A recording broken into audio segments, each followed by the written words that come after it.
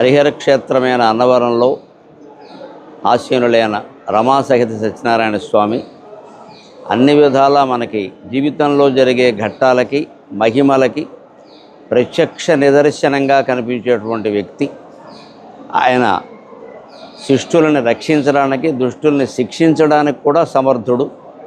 అది మనం అందరం గుర్తులో పెట్టుకోవాలి. ఆయనకి దగ్గర ఉండేవారు, దూరంగా ఉండేవారు అంటూ ఉండరు. అందరూ ఆయనకి దగ్గరగానే ఉంటారు. తదేజతి తన్నైజతి తదంతికే తద్దూరే తద్వదంతికే అని వేదం చెబుతోంది. భగవంతుడికి దూరం దగ్గర అనేవి ఉండవు. ఆయన కరుణ ఎలా ఉంటుంది, ఆయన ఆగ్రహం ఎలా ఉంటుంది అనేది రెండు విషయాలు మనకి కథలో వ్యక్తం అవుతాయి. రాజు ప్రసన్నంగా ఉన్నప్పుడు, భక్తుడై ఉన్నప్పుడు కరుణించాడు, అమర్యాదగా వ్యవహరిస్తే శిక్షించాడు. గొల్లవాళ్ల ప్రసాదాన్ని తిరస్కరిస్తే శిక్షించాడు, తిరిగి ప్రసాదం స్వీకరించగానే రక్షించాడు. మాట తప్పితే స్వామివారి కోపం వస్తుంది. ప్రసాదం తినకపోవడం తినడం కాదు, దయచేసి భక్తులు గమనించాలి.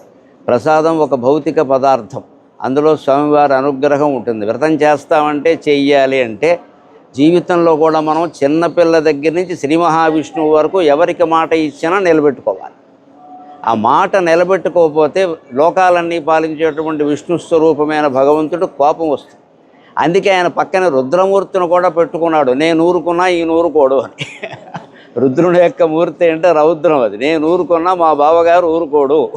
ఆయన ఒక్కడే ఉన్నాడు. ఇక్కడ పక్కన ఆయన ఊరుకోబెట్టడానికి పార్వతీదేవి కూడా లేదు.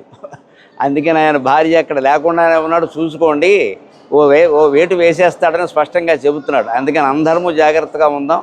నేను ఈవేళ విశేషాలు రాసే పుస్తకంలో కూడా నా అభిప్రాయం రాయమంటే అన్నవరం దేవుడు శిక్షించడానికి, రక్షించడానికి కూడా సమర్థుడు, తస్మాత్ జాగ్రత్త అని రాశాను. ఇక్కడ ఉద్యోగులకు కూడా నా విజ్ఞప్తి ఏమిటంటే వచ్చిన వాళ్ళని తెలుగులో రాయమని అడగండి. వారికి రాకపోతే వేరే భాష వాడతారు, అది మనం అడగాలి ఖచ్చితంగా.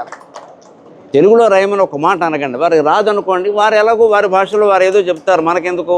మీరు ఏమనకపోతే వారు ఇంగ్లీషులోనే రాస్తారు. ఇక అదే సంప్రదాయం అయిపోతుంది.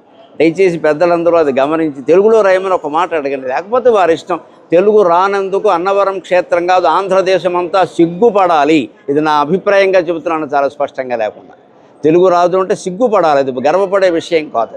దానికి భగవంతుడు శిక్షిస్తాడు, శిక్షించమనే కోరుతున్నాను నేను. తెలుగు రాని వాళ్ళందరూ తెలుగునాట ఉండడానికి వీల్లేదు. అసలు తెలుగు నేర్చుకోవాల్సిందే ఖచ్చితంగా.